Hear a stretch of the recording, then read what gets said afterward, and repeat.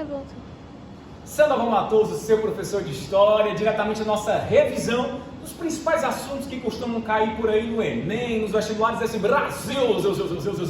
Então a gente traz aqui para vocês algumas reflexões bem interessantes, essa nossa revisãozinha sobre a independência das 13 colônias, ok? Primeira coisa que você precisa saber, relembrar, para revisar, é justamente a presença da Inglaterra nesse território. A Inglaterra vai demorar a ter o seu processo de navegação, por isso que quando ela vai se lançar literalmente nos mares, o território ali da América do Norte é o que estaria disponível. Claro que vai ter muita gente, muitos povos originários, mas a concorrência ali das áreas da Espanha não eram tão intensas. Até porque como a Espanha encontra ouro, principalmente e prata, na Flórida e no resto da América, não compensava para a Espanha manter exércitos ali e a Inglaterra vai ocupar essa região. Lembra que a Inglaterra também está passando por instabilidades internas, revoltas religiosas e sociais, fazendo com que muitas pessoas tenham que sair do velho mundo e desbravar e procurar uma alternativa para sobreviver. A Inglaterra, nesse sentido, vai fazer uma coisa bem interessante lá nas 13 colônias, que é a chamada negligência salutar. Ou seja, ela não vai se meter tanto assim e vai deixar com que os colônios tenham certas autonomias, como estabelecer algumas leis mais básicas, algum tipo de governo, mas claro, obedecendo sempre o rei e o parlamento. Então estava tudo tranquilo, estava tudo muito bom, estava tudo muito bem, por quê? Porque o rei não se metia muito e os colonos ali sobreviviam. Lembra que a gente tem a diferença das colônias do norte, do centro e as do sul. E o jogo seguia.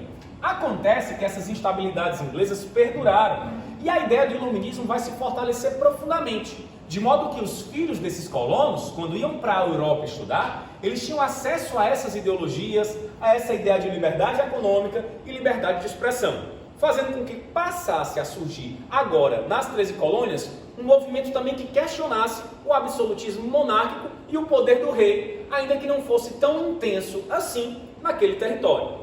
Acontece que a França também, querendo se meter naquela ideia de domínio colonial, acaba invadindo o território e disputando com a Inglaterra certas, vamos dizer assim, controles sobre a terra, principalmente do meio da América do Norte. Então nós vamos ter a famosa Guerra dos 7 Anos, uma tentativa francesa de desestabilizar a Inglaterra e aumentar o seu poder na região.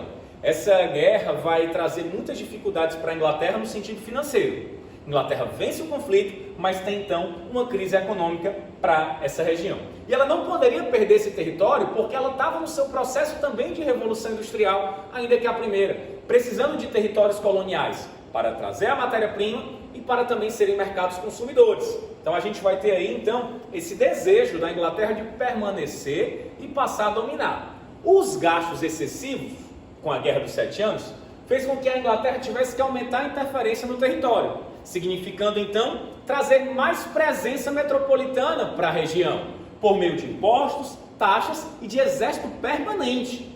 Tudo tem um preço. E esses impostos e taxas vão acabar se desdobrando nas chamadas leis. Lei do açúcar, lei do selo, lei do chá e reações também a essas leis que seriam as leis intoleráveis.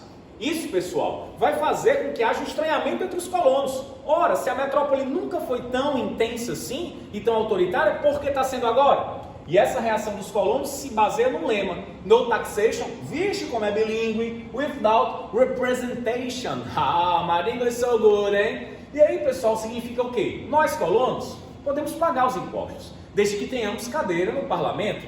Isso desagrada a metrópole, desagrada os ingleses, então os colonos vão acabar fazendo algumas manifestações. A mais famosa delas, a festa do chá de Boston, em que os colonos se vestem de indígenas, atacam o carregamento de chá e isso tudo vai gerar uma série de repercussões. Presta muita atenção. A festa do chá do Boston, esse ataque aí lá no porto, vai fazer com que haja uma reação metropolitana e a partir daí haja os desdobramentos para o processo de independência. Pega a visão. Essa reação metropolitana é cada vez mais forte e faz com que os colonos tenham que se reorganizar. Primeiro Congresso da Filadélfia não é separatista, faz um boicote à metrópole. Me diga que metrópole vai gostar de uma colônia fazendo boicote ao seu governo? Isso significa o próprio fim à ruptura do pacto colonial. A reação aumenta e aí sim, os colonos com o apoio da França e da Espanha fazem o segundo Congresso da Filadélfia e de fato buscam a separação e proclamam a Declaração de Independência das 13 colônias. Os conflitos vão continuar durante um tempo, mas esse assunto aqui é super importante e cai pra caramba nos vestibulares. Essa declaração de independência que se diz iluminista, que se diz progressista, ela deixa de lado uma parcela significativa dessa população e dá a estrutura da história mesmo desse povo. As mulheres, os indígenas e os africanos escravizados, afrodescendentes, os negros. Então a gente percebe que esse documento também promove uma certa continuidade de certas estruturas dominantes. Você quer saber um pouquinho mais sobre esse assunto? Vem comigo, Sandoval Matos, seu professor de História.